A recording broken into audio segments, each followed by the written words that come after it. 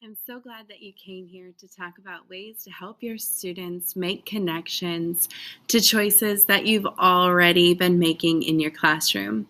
I think it's really important that we start talking about how we can be intentional about the social emotional things that we're already doing in our classroom. And this is an excellent discussion to start having with our students. The reality is you are already doing great things. And I think we all know that. And so one thing that we can start doing is helping our students make connections to the things that we're doing and why they're valuable for them. So that's why I wanted to make this video. What I'd love for you to do is take a moment to think about some things that you're doing over the next month or even the next week. And where do you have some intentionally planned student responsibility and some intentionally planned choice? So go ahead, maybe pause the video and think about that. And now that you've taken a second to think about where do you have some student choice, maybe some opportunity for them to choose if they want to do a reading or if they want to do a video or if they want to work in partners or if they want to work individually or their social contract focus or whatever the choice and responsibility might be, you've given them that opportunity. I want you now to think about how can you take a second to pause and help them reflect on how that made them feel. Take a moment and help them think about the value. So here's a couple of things that I do and that you could do in your classroom. You can ask them outright. Do you guys like that? Do you guys appreciate having some choice?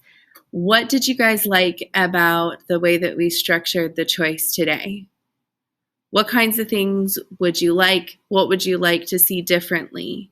How does that make you feel valued? I often point to the posters that I have in my classroom that have social emotional goals. So I'll say things like, how did it help you be aware of your own needs by having the opportunity to choose what was best for you? And so I'm asking them to think about their own self-awareness. So asking questions like that really facilitates discussions about the purpose of choice. So it's not just like something that we do, but really helping students understand that we are intentional in our decisions and that we're not just doing things to do them, but we're doing them because we want them to be actively involved in their learning. We want their feedback. We want their discussions, and we want them to be equally engaged and responsible partners in our classroom. And having them part of that discussion is a way to include them in that. So if I were to model the discussion for you, I might say, all right, guys, so today we had an opportunity for you guys to choose between a reading, a video, or a simulation to model some ideas around velocity versus speed. So I'm interested to know, what did you guys choose? And then I might have them kind of share at their tables. What did you guys choose? Talk about what did you choose and why did you choose that? So I have them talk at their tables. What did you choose and why did you choose that? And they could all share, and some of them might be like, well, it was easy. And then other people might say, well, that wasn't really the easiest choice for me. And so they're all going to share their ideas.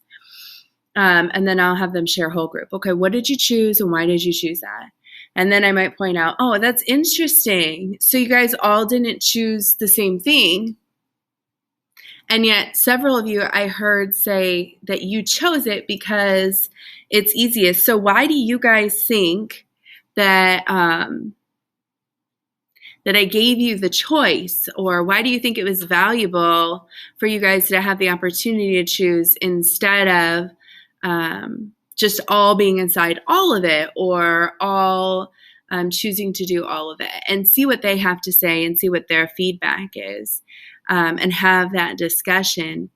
And then ask them, like, how many of you would be interested in going back and doing all of it? Do you think that any of you would be interested in doing that?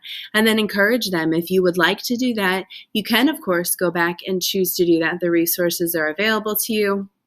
And I will make those resources available to you. And then ask them, I'd probably ask them, what would you like choice to continue to look like in this class? And how do I continue to value your opportunity for choice in the future?